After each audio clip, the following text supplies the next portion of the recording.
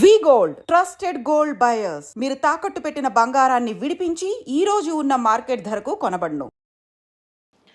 నమస్కారం, welcome to I dream. ధర్మ మార్గం విత్ విజిత కార్యక్రమానికి స్వాగతం. ప్రస్తుతం మనతో పాటు ఉన్నారు ప్రముఖ జ్యోతిష వాస్తు పండితులు బ్రహ్మశ్రీ అన్నవరపు తిరుపతి మూర్తి అవధాని గారు. ఇప్పుడు వారితో మాట్లాడేద్దాం. నమస్కారం గురుగారు. ఓం శ్రీ మహాగణాధిపతయే నమః. గురుగారు, మాఘమాసంలో వచ్చే పౌర్ణమి యొక్క విశిష్టత ఏంటి? ఆ రోజున ఆచరించాల్సిన విధి విధానాలు ఏంటో తెలియజేయండి. మహామాఘి, మాఘమాసం అంటేనే చాలా విశేషమైనటువంటిది. మనందరం కార్తీక మాసం చాలా బహు గొప్పది అనుకుంటాం. గొప్పదే కదా. అంతకు మించి మాఘమాసం అమ్మ. ఎందువల్లనంటే మాఘమాసం అనేటువంటిది ప్రతి కన్నె పిల్ల కోరిక. అదే ఆ పాట, ఆ మాఘమాసం ఎప్పుడు వస్తుందనే పాట ఎట్లయితే ఉందో, ప్రతి కన్నె పిల్ల కూడా వయసులోకి వచ్చిన ప్రతి ఆడపిల్ల ఆ మాఘమాసం కోసం ఎదురు చూస్తుంటుంది. వివాహం కావాలి అంటే మాఘమాసంలో వివాహం అయితే కార్తీక మాసంలో సంతానం కలగాలి. మాఘం, పాల్గొనం, చైత్రం, వైశాఖం, జ్యేష్టం, ఆషాఢం, శ్రవణం, భాద్రపద, ఆశ్వీజ, కార్తీకం. 8 నెలల 10 నెలల. ఓకే. మాఘమాసం వివాహం అయితే కార్తీక మాసంలో సంతానం కావాలి. దానికోసం అని చెప్పి చక్కగా ప్రయత్నాలు చేస్తూ ఉంటారు. చాలామందికి మొదటి సంవత్సరము శ్రావణ మాసం మాకు పోయిందండి, 7వ నెల వచ్చింది అంటారు. ప్రతిదానికి ఒక కారణం ఉంటుంది ఇంట్లో. ఆ కారణం కోసం ఆడపిల్లలు ఖచ్చితంగా వివాహం కావాలని కోరుకుంటూ ఉంటారు. అనుకోకుండా కాస్త అటు ఇటు వివాహమైన వాళ్ళు సంతానం లేకుండా చాలామంది ఇబ్బంది పడేవారు మాఘమాసం కోసం ఎదురు చూస్తూ ఉంటారు. మాఘమాసంలో చేసే కొన్ని ప్రక్రియల ద్వారా మరలా 4వ మాసంలో కన్సీవ్ అవుతారు. సో అంటే మాఘమాసంలో వివాహం అయిన వారికి కూడా సంతానం కలగట్లేదు అనుకున్నప్పుడు కొన్ని ప్రక్రియలు చేయటం వలన మళ్ళీ కార్తీక మాసానికి సంతానవంతులు అవుతారు వాళ్ళు. ఆ రెండింటికి కూడా అనుసంధానం బాగా ఉంటుందమ్మా. విపరీతమైన అనుసంధానం. మార్గశిరం, పుష్యం, మాఘం. కార్తీకం, మార్గశిరం, పుష్యం, మాఘం. ఇక్కడి లెక్కేస్తే 10. ఇలా అనుసంధానం ఎప్పటికీ ప్రధానికి కూడా ఒకదానికి ఒకటి లంకి వేసుకొని ఉంటుంది. అంత గొప్పది మాఘమాసం అంటేనే. అందులోనే మామూలుగా కూడా మాఘమాసంలో అష్టమి వస్తుంది. అష్టమి నుంచి 9 రోజుల పాటు శ్రీకృష్ణుని ఆరాధన చేస్తారు చాలా చోట్ల. అలానే శాలిగ్రామాలలో మనకు నరసింహ శాలిగ్రామం, లక్ష్మీనారాయణ శాలిగ్రామం, షట్చక్ర సీతారామం, అలానే ఈ యొక్క సంతాన వేణుగోపాల శాలిగ్రామం. ఇందులో కొన్ని విశేషమైన శాలిగ్రామాలు ఒక 5-6 ఉంటాయి. అవి అంత తొందరగా లభ్యం కావు, దొరకవు.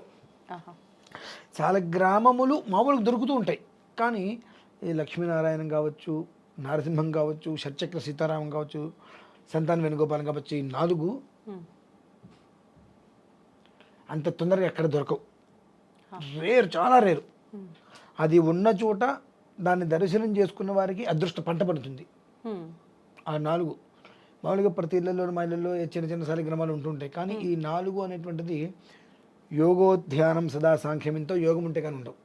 మరి ఎక్కడుంటాయి ఇప్పుడు?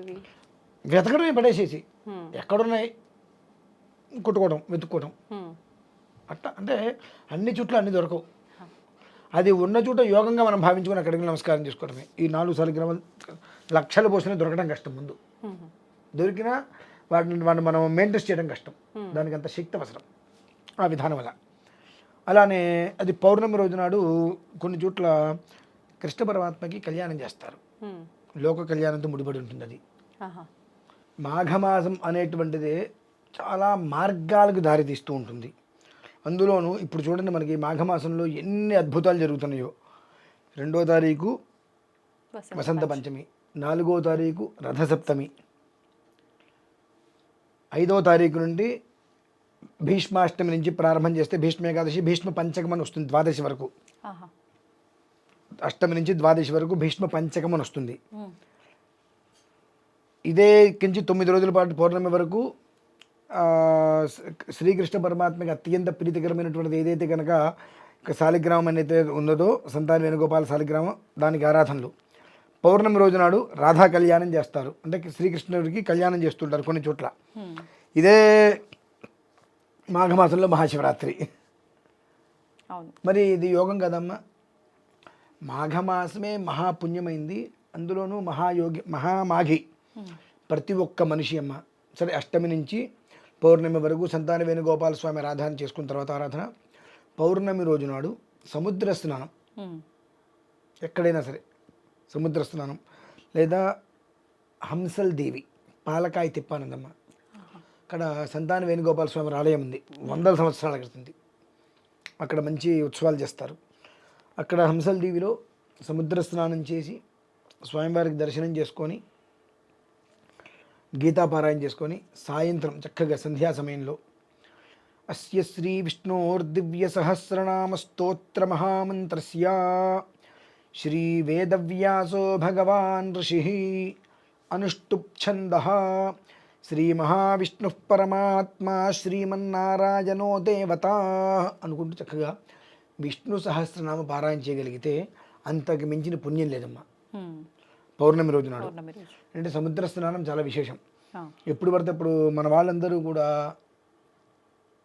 బుద్ధి ఎక్కువైపోయి జ్ఞానం వృద్ధి చెంది పాలు పొంగినట్టుగా జ్ఞానం పొంది ఆ పొంగినటువంటి జ్ఞానం వలన అజ్ఞానం వచ్చేసేసి కళ్ళు మూసుకుపోయి అంధకారం వచ్చేసేసి విచక్షణ మొత్తం కూలిపోయి సముద్రంలోకి ఎప్పుడు పడితే బీచ్లోకి వెళ్ళి స్నానాలు చేసేస్తూ ఉంటారు.